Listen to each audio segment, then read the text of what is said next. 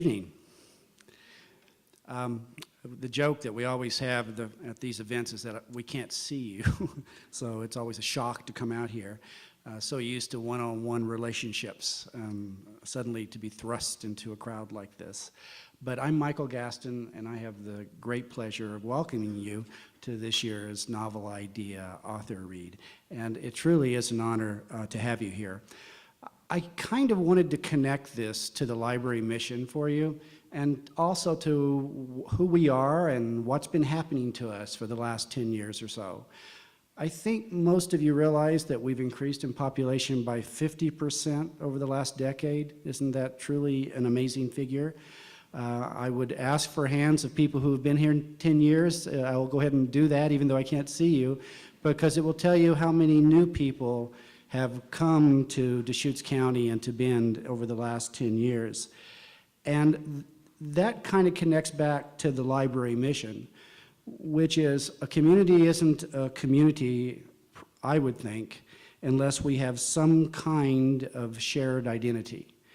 And the challenge is when you infuse a population the way we have with all of us newcomers, and by the way, I'm including myself in that group, then there is a real need in order to build community. And that's what the novel idea is about.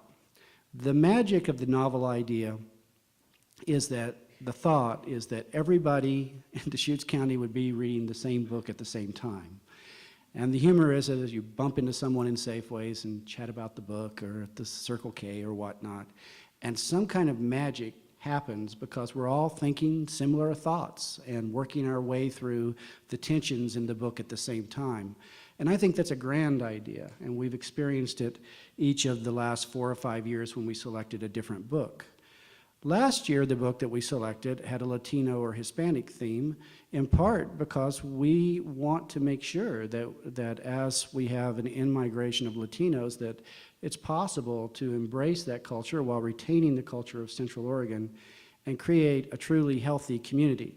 So last year, the orientation was to a lot of newcomers that are coming to our area and trying to build a single community. This year, it's about what is the cement that pulls us together, that makes a community. And the Bowerman family is a big piece of what's made Central Oregon. And I want to stop right now and simply recognize the Bowerman family for working so closely with us in developing this year's novel idea. And I would just like to take a second and applaud them.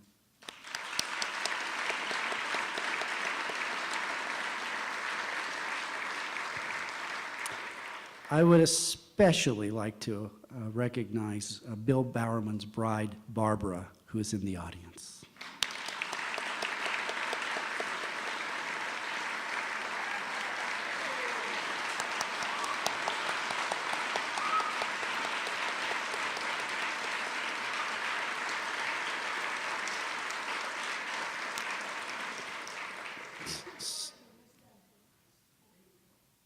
Thank you, Barbara. So what makes a community? I mean, that's my question. I think I'd like to kind of pause here and ask you. I think it's a sense of place and a sense of shared identity. It's knowing what made Central Oregon, Central Oregon. And so what we're hoping is those 50% of us who came here in the last 10 years are going to have more insights into that today, so that we'll have some shared base, some shared reference points as we grow the community and are open to everyone who comes, that we're inclusive, but at the same time that we celebrate the past and incorporate the past into our future. I also want to draw a piece of attention to one other event that happened in this novel idea for the first time, because I think it captures what I'm trying to say to you, and that is the smart readers. Someone came up with the idea, some smart readers out there? Someone came up, I think it was Clella Thomas, I'll give her credit, came up with the idea that to have all the smart readers read a reduced version of this book across Deschutes County. And we thought, well, we'll have 50 kids participate in that program. There were 660 kids who read that book. And they all made designs for little shoes, and we had a contest, and we made awards today to 5 beautiful young men and women who had done such a grand job with their shoes. I wish we had recognized all 660, could have tonight, but recognized those 5. But I just want you to stop and think for a second. 660 kids read about the history of Central Oregon over the last few weeks. What kind of impact is that going to have on this community in 5 or 10 years? That's the kind of thing that builds a community and brings us all together. And so I can't tell you how excited I am about that specific program. So my hands off to the smart word people.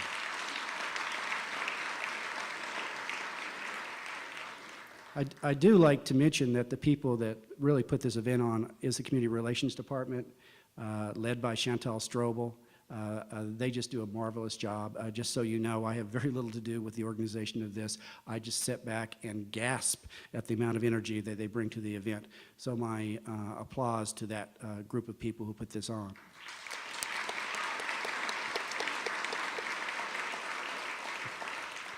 But we would not have this event at all if it wasn't for the Deschutes Public Library Foundation, which has raised all the funds to buy the thousands of books so that everybody could read this and to sponsor all the programs. We really do depend on this foundation, and the future of library programming is dependent upon the success of the foundation.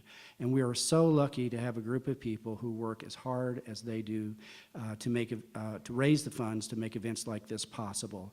And I have to tell you that we have a dynamo as a president of that foundation, and I'd like to introduce her now, and that's Ann Malkin, the president of the Deschutes Public Library Foundation.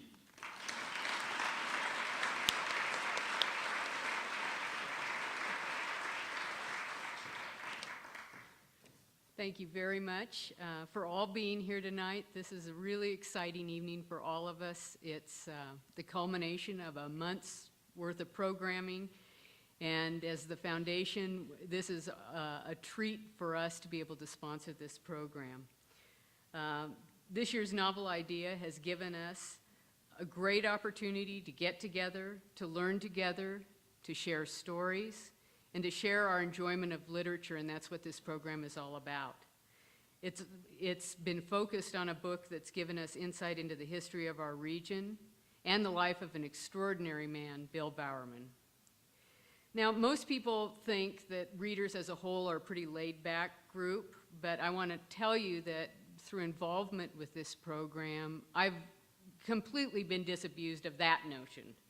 All you have to do is see Novel Idea fans jockeying for tickets to this event or lining up with their grandchildren to run in the Bowerman Joggers Mile that we had last Saturday, or trying to squeeze in the last few seats in a crowded room to hear a program. And they are not a laid-back group at all. And for that reason, I don't want to rile you people up because it could be bad. So I'm going to keep these remarks very short. But one thing that I do need to do is that my parents taught me that for every please there should be a thank you, and we have a lot of thank yous to give out tonight because there was a lot of pleases that went into making this program a success this year. More.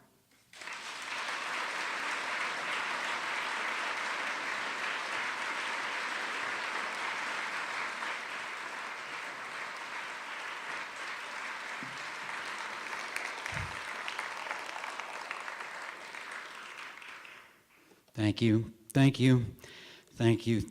I can't begin to thank the people who, basically, thank you, Deschutes County, for understanding Bill Bowerman. I'm going to do a few readings. I'm going to do 7 readings. Don't be terrified. They're not long, they're special. They're the things that I have not been able to write any better, ever, and I've tried. You, in fact, see before you a man fulfilled, perfectly fulfilled. I wrote the book to get Bill's life right for me, who knew him. But the thing about books is there's a miraculous additional possibility. When it's printed and it's out there, it's like bread on the waters. In the Bible, passages float by and enter a few other minds, and they seem right to them too. And Keats said that poetry should strike us almost as a remembrance, and as if we have meaning, all the meaning we need inside us all along, and we only need the poet for a couple of spiffy reminders. Now, Bowerman, the book, I learned, has struck a few that way. Marathoner Darrell Egbert got his, let it sit there for 6 months. It waited patiently, as books do, and he picked it up. I am absorbed, he wrote, to the extent that I enter the consuming space where the words are talking to me instead of me reading them. So, I'm content. That's heaven. The miracle is taking place. The book is not only waiting, it's finding. And of course, for every Darrell, there's 3 silver-haired book club members who wail and grab and tell me I made them wade through 1,000,000 names and times and distances. And I offer a hug. I offer sympathy, but I welcome them to Bill's world. Without knowing the history and the craft, you can't know Bill. I mention all this because it frees me not to try to explicate all of Bill Bowerman tonight. I can't do better than the book, and since so many of you have read it, and redundancy is a sin, a mortal sin, we shall be very selective. And then there shall be questions and answers. That is the most important part of the program. Bill's genius, including his treating us all as individuals. He so personalized our training, our studies, our lives. It's hard to apply those lessons to anyone else without knowing them as well as Bill knew us. So what that means tonight is that I must leave a lot of time for questions so I can channel Bill and get down to real cases. So you start preparing, please. These excerpts are a special few. I said that. This is the best I've ever. And the other thing is that they have been selected for their application to Oregon life and lives today. 1. This is my best shot at evoking Bill's fossil. And you'll note it ends with a little sermon to opportunity.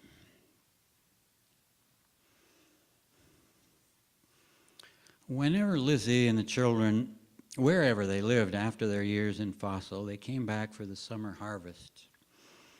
And throughout high school and college, Bill leapt at every chance to return. It wasn't that he romanticized farming. A horse to him was hot, hard work, Barbara would say. Bill had to pitch hay, and underneath those stacks, they'd find 4 or 5 rattlesnakes, so they kept their boots on. It was hot in summer, but he gloried in that.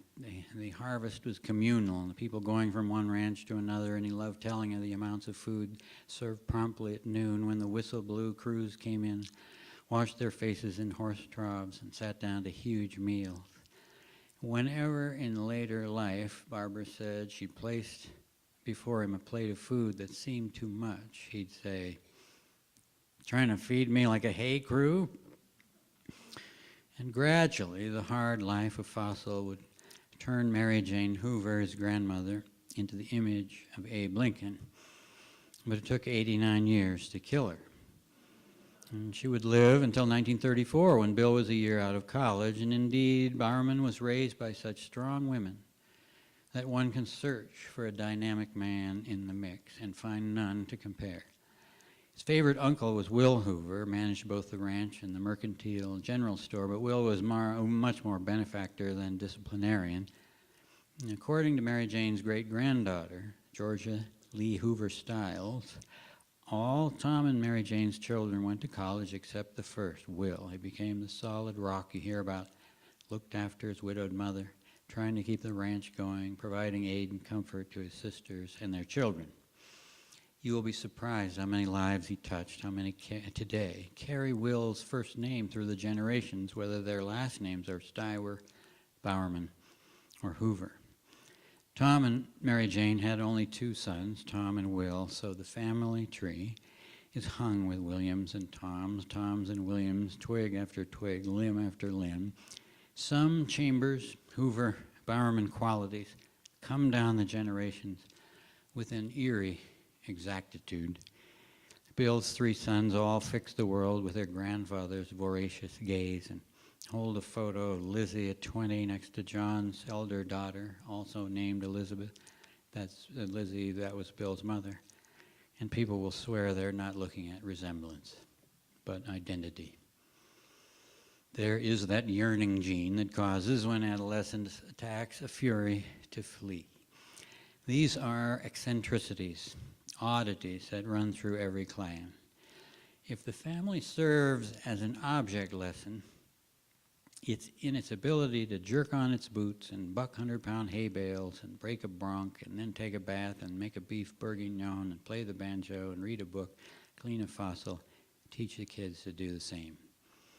To attain that Jeffersonian range is not just to be heir to Mary Jane and her grand piano. It is to prove that there is no necessary center of the world, no real need for New York or London or Paris.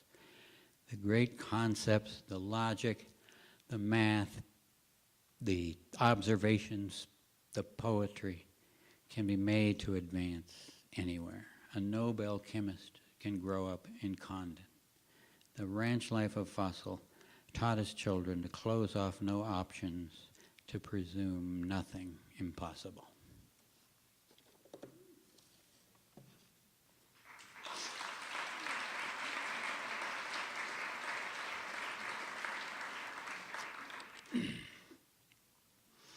That presumption, I might add, is necessary if our children are to face down their natural fears of the big outside world. 2, Bill felt there's no difference between coaching and medicine. If you have a body, he famously said, you're an athlete. You respond to training the same way any other organism does. And in the early 50s, he developed a system to train middle distance runners, starting with first principles. Now we are to go to page 1, hopes 90. Good.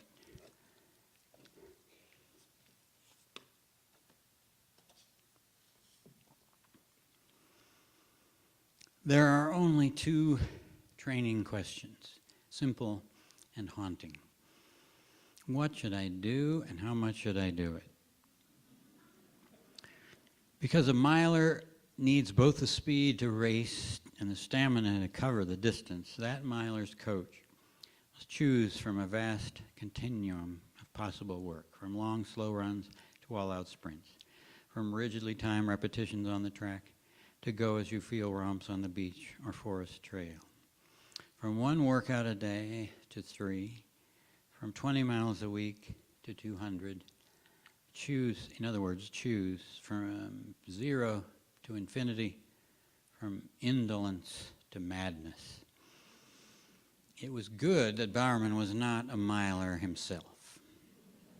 He could approach the problem not with the wishful thinking of ambition, but the objectivity of a physical scientist. He sensed the answer had to include not only the right type and amount of work, but also the right type and amount of rest to keep a runner from illness or injury. If he erred, he wanted to err on the safe side of that cliff, so he decided to train and race his men to seasonal peaks, but back off before they crashed. And moreover, he trained them for their training, having them do slower, strengthening base work in the off-seasons. Thus began his dismissive view of indoor track, which throws all-out racing into the middle of winter. Such races interrupt a sensible sequence of fall cross-country, winter stamina work, and spring intervals and races, intensifying toward the pinnacle, the outdoor national championships.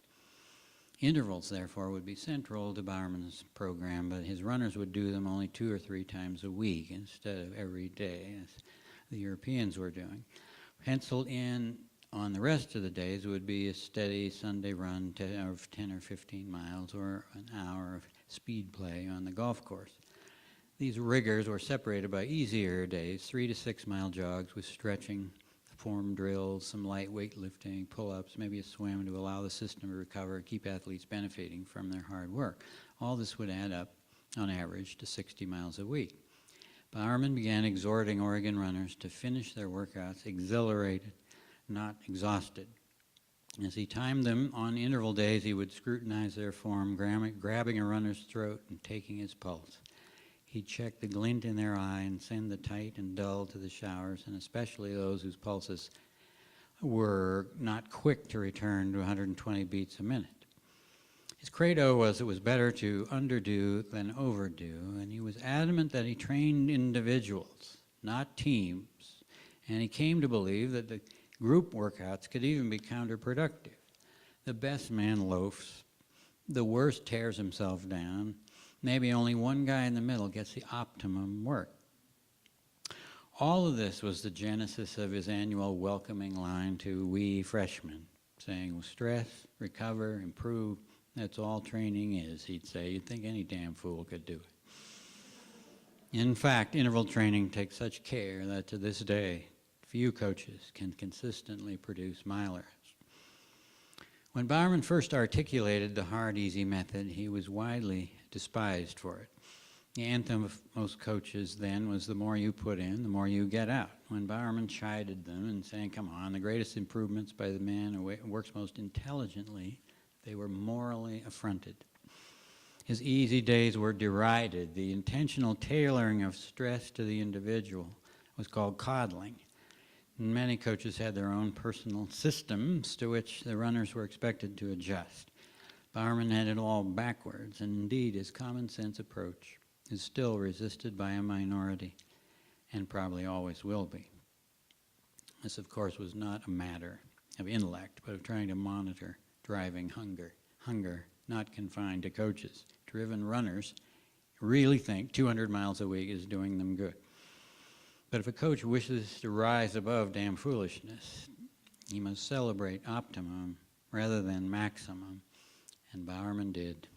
He distanced himself from his runners' crazed yearning to do more. He saw when they needed to be snapped out of it. He took royal pleasure in the snapping, and if a runner couldn't forsake work for its own sake, that runner would be off his team. And as for all the doubting coaches, there was only one way to reach them: crush their runners with his.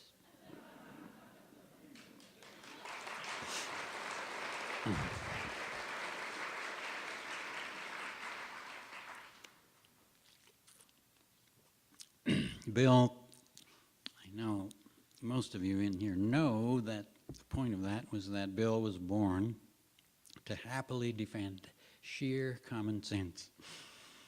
I see that as a great Oregon trait.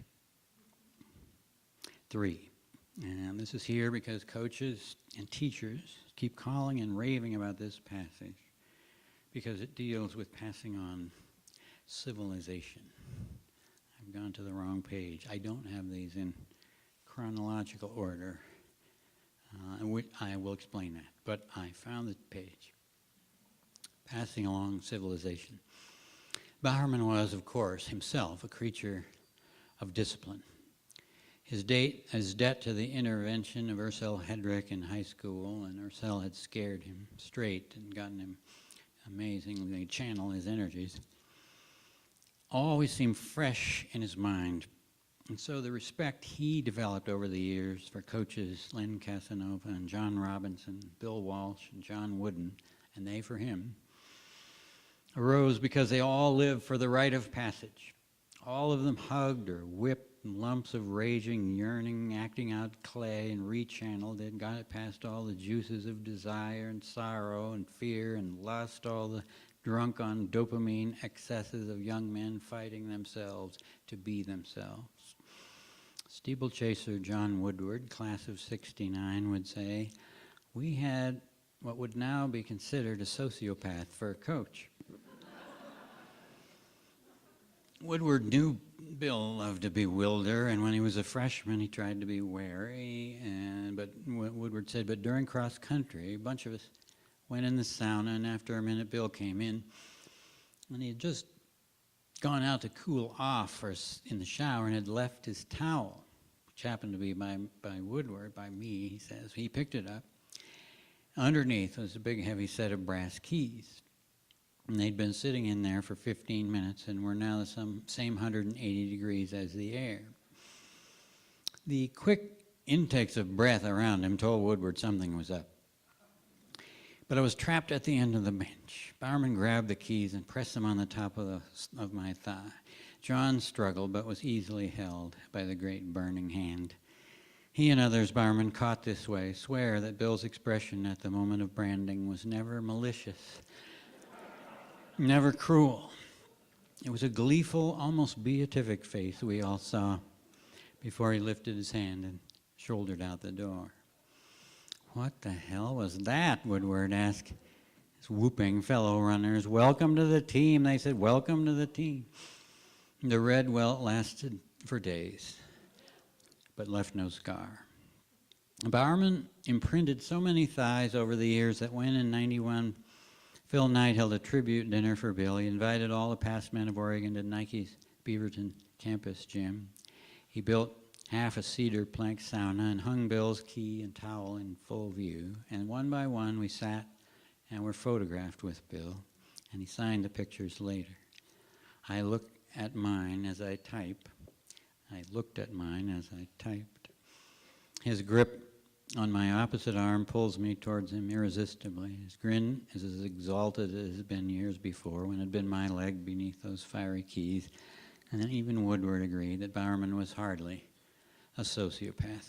His laying on of keys was an initiation rite, not at all unlike the ritual circumcision some African tribes used to make men out of boys.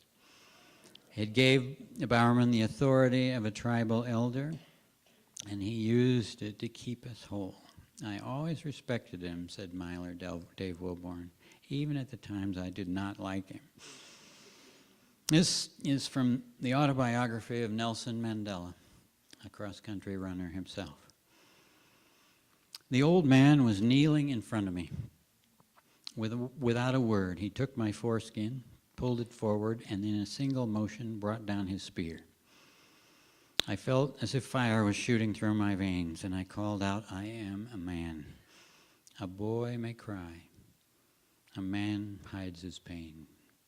I had taken the essential step in the life of every Hosa man. Now I might marry, set up my own home, plow my own field. Now I could be admitted into the councils of my community. I would have loved to read that to Bowerman in the sauna. And the next day would have brought in a rusty spear.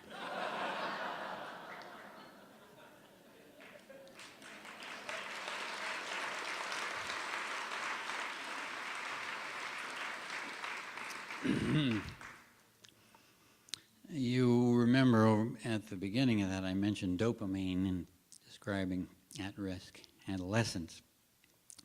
Bill died in 1999 before we had, which we now have classes in college on exactly which neurotransmitters hit which receptors to produce runner's high.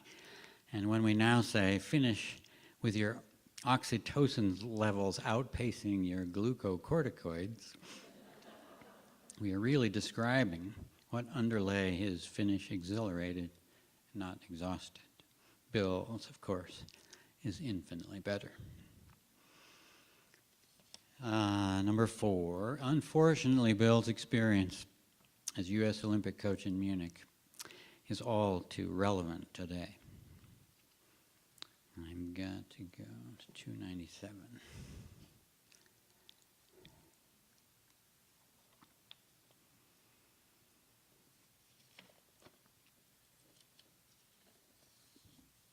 The murder of 11 of our fellow Olympians by Palestinian terrorists plunged us into 9/11 30 years before New York. This begins after IOC President Avery Brundage announced that the Games would continue. Back in our rooms, we talked all this over. The game should go on, said Walker Tom Dooley, and they will, but for the wrong reasons. The Germans don't want any hitches in their organization. There are the financial considerations. Those people who applauded Brundage's decision just want to see who will win the 5,000, the hell with the rest.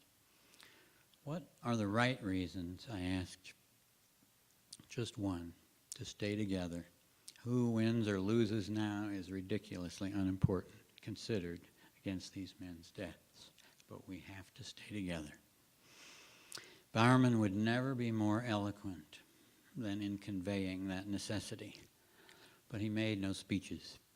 He called no big team meeting to address us on the subject of how to feel. He didn't want to preach. What he wanted to do was be there physically with us in ones and twos. He moved from room to room, shared with athletes the latest word on rescheduling the remaining events, and asked if people were okay. If anybody wanted to talk, he came in, he sat down and listened. If they had had the reaction that Pri and I had had, that our competitive urges were being sapped by our grief, he'd offer a word of context. Some were easy, with shot putter George Woods, who'd spoken so memorably about it being an athlete first. Bill asked if it was still the case, and when everyone else had gone off on some grand distraction, he'd still be here putting his shot. Woods nodded that it was. It wasn't as easy as he had made it sound, but he was still here, still ready. Good, said Bill. Woods went on to take the silver in the shot. With high-strung George Friend, whose parents were born in Lebanon, Bowerman observed that the terrorists in some ways were mirror image of Olympians. They were fanatics, as we were, prepared to die for their cause, their suffering people. But from that suffering, they brought forth death. They surrendered to the cycle of violence, Bill said. They were every victim become destroyer. Your point is we can't be like them, said Friend, whose temper was known and respected. Don't go into that cycle. Got it. To George Young and Mike Manley, both teachers, Bill observed that if there was one place war doesn't belong, it was here. From 776 BC to 393 AD, Olympians laid down their arms to take part in the games. He said they knew there was more honor in outrunning a man than killing him. And with me, he had an answer when I told him what my friend, Dutch 5,000-meter runner Jos Hermans had said as he went home without competing. Jos had said, if you throw a party and a gunman comes in and murders a dozen guests, you don't break out another keg and go on with the party. This is no party, said Bill. This is a species' great moral advance. This is our answer to war. With time and with such reminders, we came not only to see that, but to feel it. The day we watched as the hostages were held and the day off for the memorial service, Frank Shorter would remember.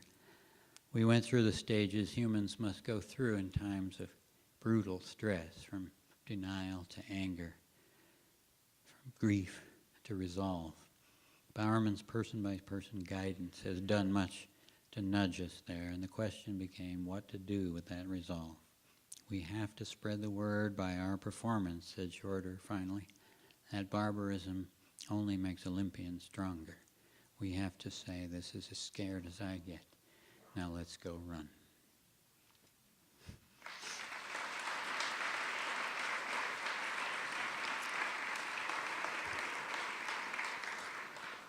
Frank, of course, channeled his grief so well that he won the Olympic marathon. 5. To the old, William Faulkner wrote, the past is not a narrow road, but a broad meadow divided from us now by a bottleneck of recent years. And that allowed Faulkner to fool around with chronology in his work and still be true to the right emotion. And it allows me to jump around in time, so I'm going to go back to how Bill calmed the nervous Les Tipton in the historic 1962 Oregon USC dual meet.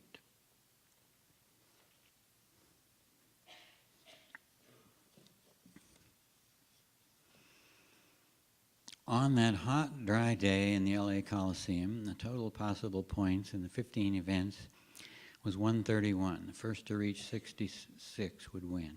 Over breakfast, Bowerman acknowledged the power of USC's intimidating history, its crowd, its 1932 Olympic Stadium, but we can make all that go away, he said to his team. All we got to do is get them quiet. They started by sweeping the mile with Burleson, San Romani, and Stinky. And then, to counter, the partisan crowd of 13,000 looked to the javelin. USC was sure to go 1-2 with world-ranked Jan Sikorsky and Dick Tomlinson. Sikorsky's opening throw was 230 feet, 10 feet farther than the best duck had ever thrown. Next up was gangly sophomore Les Tipton, overflowing with, as he put it, exuberance to do well. Tipton stepped onto the runway, regarded the vast stadium, inhaled, snorted like a wide-eyed Mustang, ran, reared back, cocked his hand too much, and hit the tail of the javelin on the runway behind him. Thrown off balance, he tried to adjust, slapped the shaft against his back, got his feet tangled up, released the implement as if he were fighting off an attacking creature. His spear went 12 feet. From the crowd came a voice, "Way to go, spastic!" Laughter mounted into shrieks. Bowerman, as was his habit, was sitting across the way with a manager handy. I got him to get Lester to come over. He remembered he'd actually done the right thing when he got all askewed. He didn't want to tear his arm apart, so he'd done that goofy flip. I told him, hey, just play like you're in practice. Think through your technique. Throw it about 3/4 effort. See what happens. He got a funny grin on him and went back out. When Tipton took the runway for a second attempt, people in the crowd called, look, here's the spastic again. And so every eye in the stands was privileged to see him run with deliberation, draw back the shaft, send it out without a shiver at an angle of 18 degrees, and watch as the air lifted it to a steady 33. Let me freeze it there and explain. The javelin's not thrown for meat, it's thrown for distance. To do that, it must become an airfoil, and to do that, it must be fired through a tiny hole in space with graceful surety, and if the shaft vibrates, it's been compromised. If it goes a few degrees too high, it'll stall, sicken, and drop, scattering officials. But if all the force of the run can be made to flow through the planting of the opposite leg and through the twisting hips and turning trunk and gathering, waiting shoulder and final snapping arm into the shaft in a straight line, and if that line bears the proper relation to the horizon, and all the transferred energy will be revealed in soaring flight. And by the time the javelin's point stabs the turf, the crowd will have risen up and borne it on along on astounded breath. And that's what Tipton's throw did. It stuck at 238 feet 4 inches, 8 feet past Sikorsky's, 20 feet farther than Tipton had ever thrown in his life. The crowd screamed for Sikorsky to come back. Sikorsky was a heck of a thrower, Bowerman, remember, but he was trying so hard to get it over the fence. He kept launching it straight up in the air, and he never did get off a decent one. And our John Burns, who'd been hurt, got third, so we went 1-3. We got a 5-point swing, and the quiet that Bill had mentioned in the meeting was attained.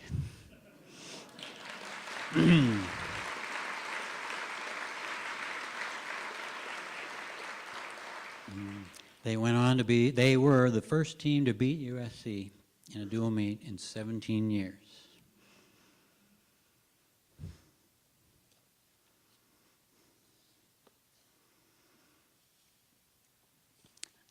The best summing up of Bowerman, this is 6. We're obviously coasting in. The best summing up of Bowerman is on page 403 by his great friend Bill Landers, who interviewed Bill and Barbara and the family for 24 hours for this book.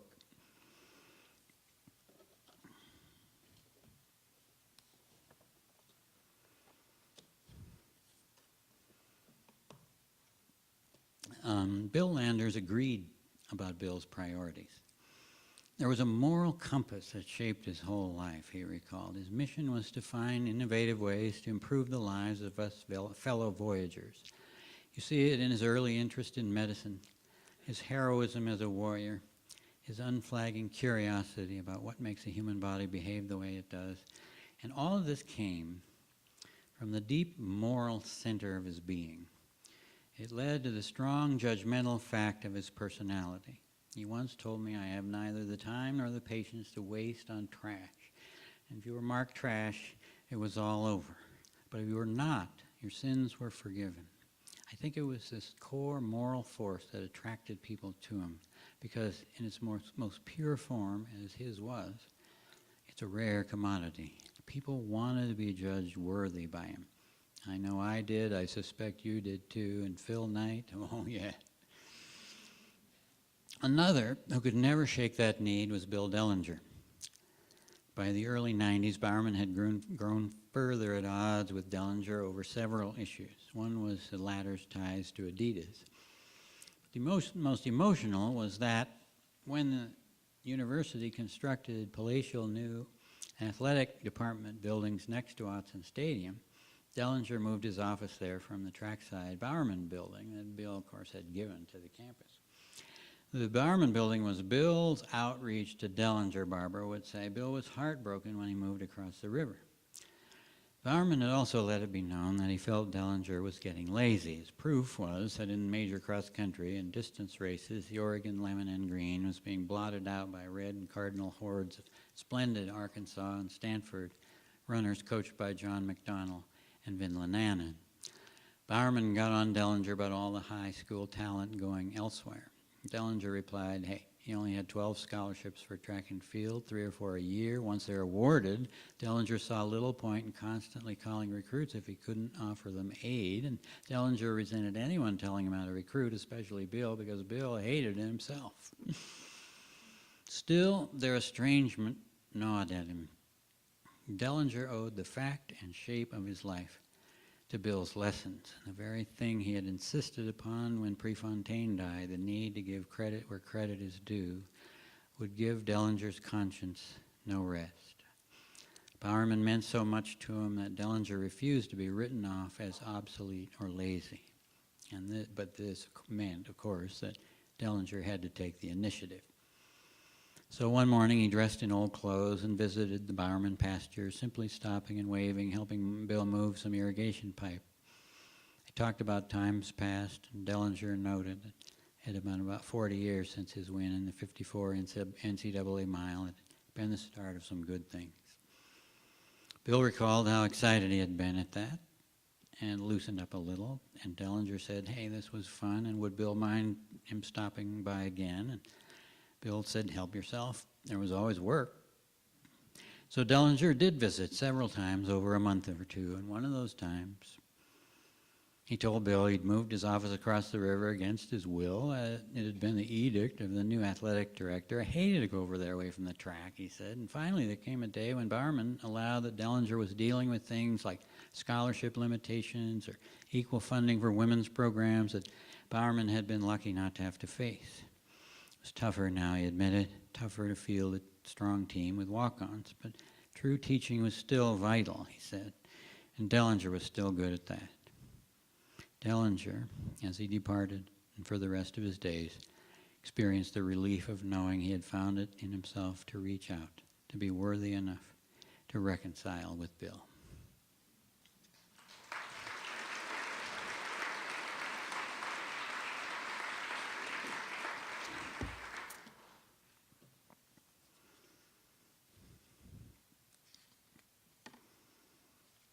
The book, of course, the sense, the great shape of Bill's life doesn't end with his death, but one final reconciliation.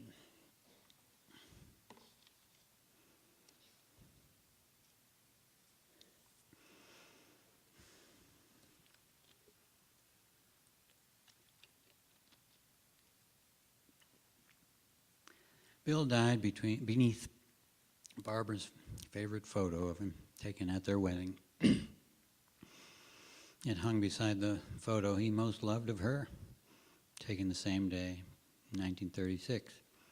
She was standing on a pedestal to display the great train of her dress. On their wedding day, Bill was at parade rest, his shoulders back, his hands behind him. His face was calm with a knowing, almost smug look of victory.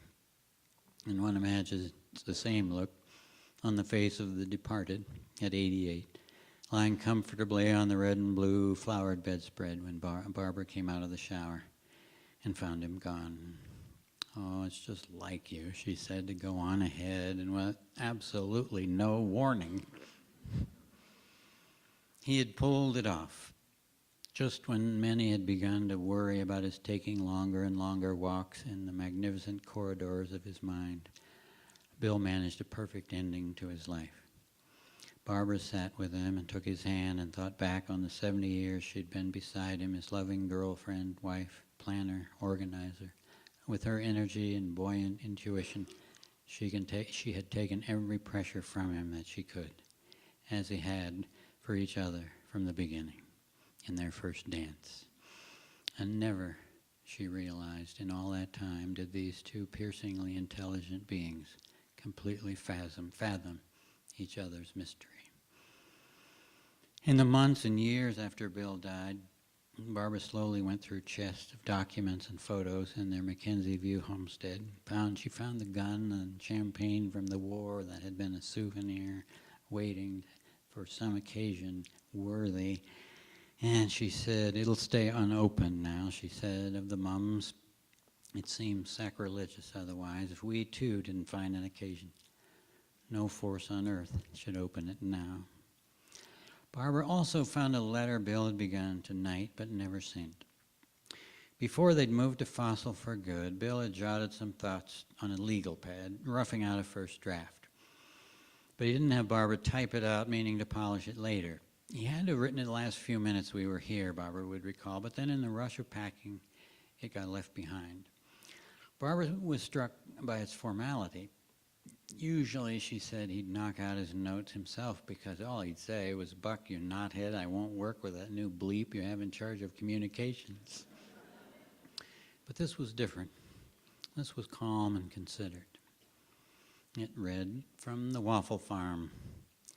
Dear Buck, I want to tell my partner in sports how much I admire your leadership and the crew or team you have assembled and direct. The road has had some sharp curves, yes, and some major obstacles to get over or around. I have never availed myself of the opportunity to express my admiration for your leadership and accomplishments in the growth from small Blue Ribbon to international Nike Incorporated. Your leadership has been phenomenal. Barb joins me in appreciation and admiration." He had left it unsigned. And a few days later, Barbara delivered the entire legal pad to Knight. "Am I going to cry?" he asked her. She nodded, so he took it away to read alone. "That resides in a sacred drawer," he would say later, knowing at last that Bill Bowerman had judged him worthy.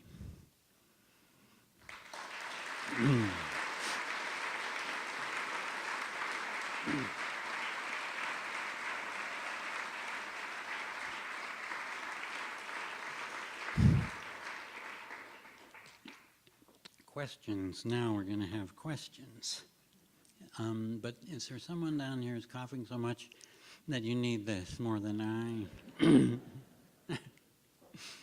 Okay.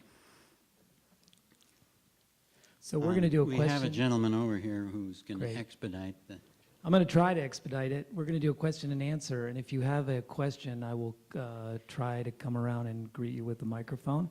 That way we can hear you, and we'll get your question answered. Are there any questions right now? I'm not going to make it up there, so go ahead.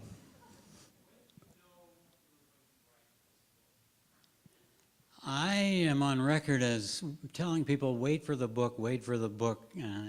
When I was trying to explain Bowerman, and I would just go on and on and on and say, no, I need more space. I'm being too simple-minded. 1971.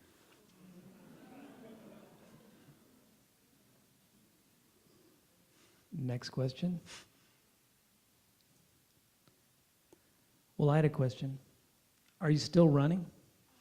I wish. I'm getting over a little back injury. And I've been running, but it's been against a tether in the deep water of the Willamette pool once or twice a week. And that's kept my resting pulse down to running levels. But boy, I'd love to get over this. Go ahead. How's Dillinger's health? Dellinger's health is magnificent. Bill Dellinger had a stroke about, 7 years ago, and I knew him before. He was a great friend. Bill Bowerman made me Bill Dellinger's kind of training companion when he was getting ready before the 1964 push to his bronze medal. I was just a freshman, so I've known Bill that long and deeply, and the greatest thing that he has ever done, to my mind, is the incredible positivism he has maintained after his stroke. I just can't imagine having so much going on in there that is absolute. It's all going on exactly the way it was before, but he can only get out about 10% of it. And yet he's a saint. He's just absolutely never been depressed. He taught me of the great lessons of all the examples he's set before. That just staggers me. Go ahead. Will Oregon once again regain its track supremacy? Absolutely. These things are cyclical. And Vinland there has just been absolutely magnificent. I don't know if you can it's too much to list a whole bunch of things, but the outreach to the community, to all the stakeholders, as he called them, Vinland has just opened his arms to excite everybody in Eugene and Oregon and Nike and track and field too, to think of Eugene as building and bouncing up on top of the old Eugene. And we're even to a point where we're better than we were. It's a renaissance. There's a marathon's back. The thing that's really better that people don't appreciate yet, because we haven't had any summertime meets, we have new lights, real lights, that you can have track meets at 10 o'clock at night so that there's no 20-mile-an-hour wind in the backstretch on sunny days. And when that happens, we're Norway. All the times for the mile are going to come down by 4 seconds. Mm-hmm. The detailing book is so fascinating, and it goes for such a long period of time. These books and journals that we've kept over the years, it's an interview process. It's such a wonderful detail. It has to be. In every chapter. In some cases, I had really old thoughts, notes from certainly the 70s, early 70s. In some cases, I would find really amazingly helpful things. You should stick your head in and look at the Bowerman collection in the Oregon Library, the Knight Library in Eugene, because it just goes for many, many, many, feet, yards. We can't talk about these things, but enormous, massive material. There are 10 books waiting to be written there about Bill, some aspect of Bill. It would not have to mention anything that is in this one. One of the greatest sources of help that I got was my partner, Connie Johnston, because she just forbade me to go and be there and read through all these things that I knew the background of. The correspondence had, because Bill had always had a secretary in the athletic department, and there were all these copies of all these letters to people that were, they were not really going to figure in the book, but I just was always constantly fascinated, and there would be 10 hours gone, and I'd read one file, and so I had to send her there and tell her what I wanted to find out about that chapter, and she would come back with the goods, and she did. But I thank you for the praise of the detail. I fought for it with the publisher.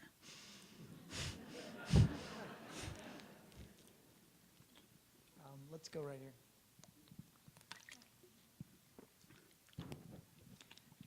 I actually had two questions, if I could ask them. One was why you dedicated the book to Gil Rogan of SI, and the other is, was it difficult to be both a participant and a spectator at the Olympics? Wait, I didn't get the first question. Oh, Gil Rogan was my great mentor. For what Bowerman taught me in terms of running. Gil Rogan, the managing editor of Sports Illustrated, and before that, the track senior editor who first brought me to Sports Illustrated. Enormous debt to him, and on the writing side, there's just no question. He was also a wonderful short story writer. John Updike said, he told him to quit Sports Illustrated, get away from these sporting people and sit down and write the way that we all know that you can. He had, well, 3 novels that were short stories in the New Yorker. And so that was just with his left hand. He cared immensely about good writing. And I believe that the age that he edited that magazine was the age that wasn't just the most conducive to me, it was the most conducive to fine writing. And the second one was the dual role. You don't juggle it, you compete. You do what if you go to the Olympics, everything has to be organized for your competitive welfare. If afterwards you take a few notes and keep a journal or something, that's one thing. But I never went to an Olympics where I was competing, where I was doing anything except competing.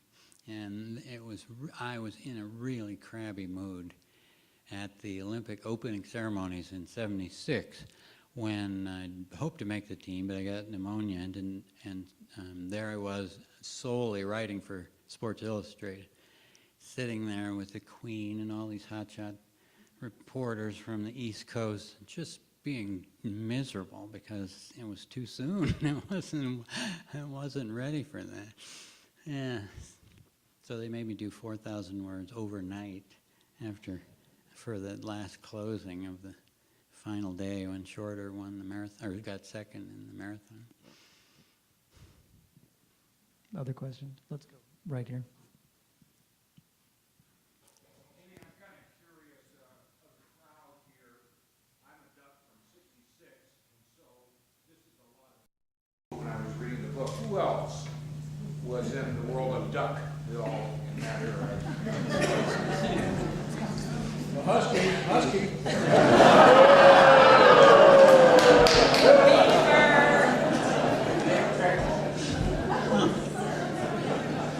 I have a question. How do you think Bill would work with today's athlete versus the athletes of his day based upon their temperament that they do and don't do in practice or in teamwork or whatever it entails to be a good athlete? He would have been exactly the same with those of us who we always chose to coach if he could, the wildly zealous, the ambitious, the people who had to, the tigers that had to be held back from running 55 for the first lap of the mile. And in the old days, if somebody wasn't like that, if somebody was casual but enormously talented, he would string them along. I mean, he'd coach them, he'd give them all the advice they could, but if they didn't have the self-discipline, if they couldn't get the message, then he was fine with that. And so I think that exact same equation would hold today. I don't think people have changed at all. I actually think that the quality of, especially the coaching of interval training and the care of the careers of very talented runners in college has deteriorated since the old days. And I can't speak to any reasons, but Bill would, boy, I really just love to get in there and show a few things. Okay. Here, let me go right here.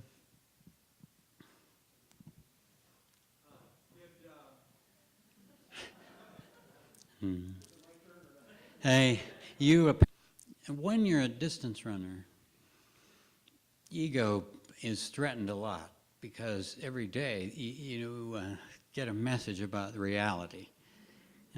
Distance running is humbling, but sprinting and being cocky and being absolutely sure that you're going to win helps. Sprinters have to have that confidence.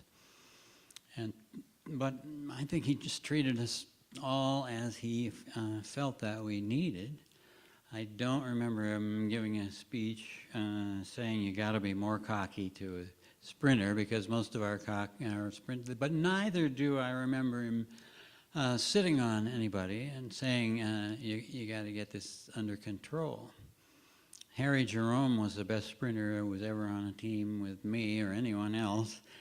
World record holder, sprinter, and magnificent, wonderful guy, but he didn't necessarily feel going in that he had to just kill, metaphorically, the opposition. He felt that he had to outrun the opposition. And that was fine with Bill. I don't think he would have ever considered adjusting him, trying to get him more fired up. It just seems wrong. Bill's expertise is described as being with runners, but could you talk a little bit about how he coached field event people?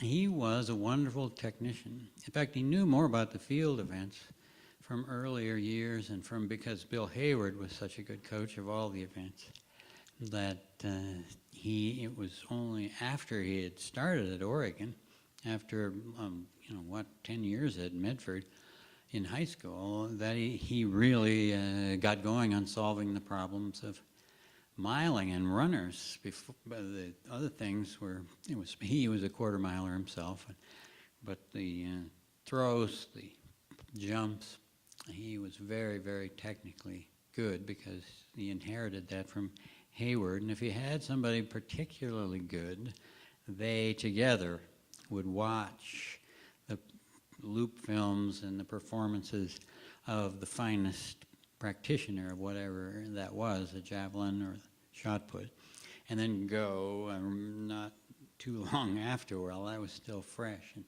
work a lot of hours in the indoor arenas, getting that form, getting that attuned to the strengths and needs of that particular shot putter or thrower or whatever. So he had NCAA champions.